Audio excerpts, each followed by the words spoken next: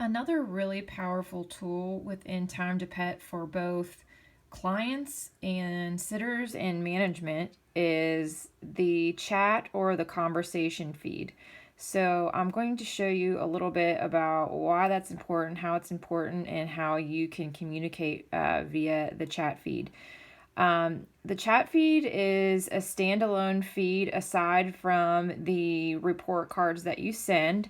To access it, for instance, I'm looking at our client Ralph Millet right here. I'm going to scroll down to the bottom of their schedule entry on my schedule screen and hit client details. And whenever it loads in a second here, at the bottom, you're going to see these icons, and I'm going to click on chat feed. Here in the chat feed, every report card that we send is automatically posted here for the clients and all of us to see. So they're always documented. They could go back in their history. If you scroll down further, this is also a tool that we can use to communicate with each other.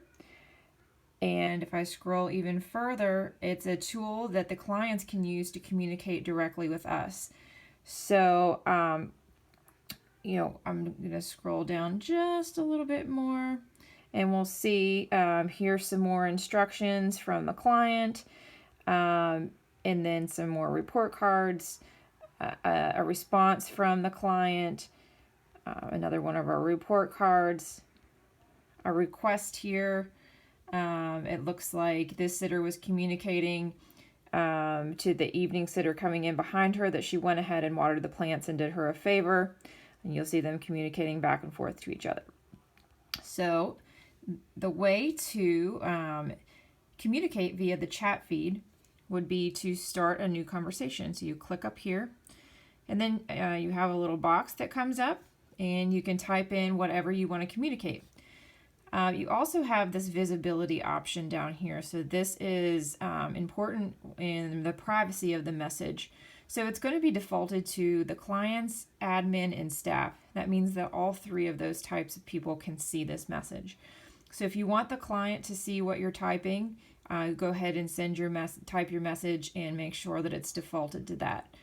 Sometimes we want to just communicate with each other and keep our sitters and management in the loop about something going on in a client's home that we don't necessarily want the clients to see, just general chit chat that we use. In that instance, you would use admin and staff only, type your message, and when you hit send, that's only going to be visible to Critter Sitters employees. So again, this is a great tool. You can add more pictures to this feed as well if you need to. But communicating via the chat feed is really helpful, especially when clients are sending us messages or asking us questions.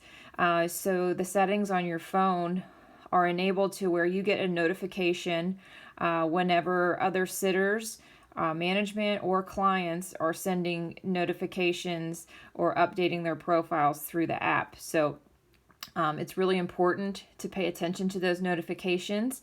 And if a client were to, let's say earlier today, if Ralph Millet would have asked me a question, when that notification came in, I could have replied back and answered that question to him. So chat feed, again, is really, really useful and important.